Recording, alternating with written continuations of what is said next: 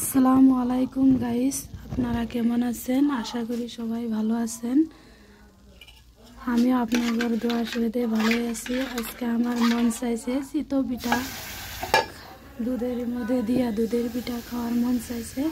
এই কারণে আমি ফাইনালি আজকে চিতই পিঠা বানাবার নিয়েছি।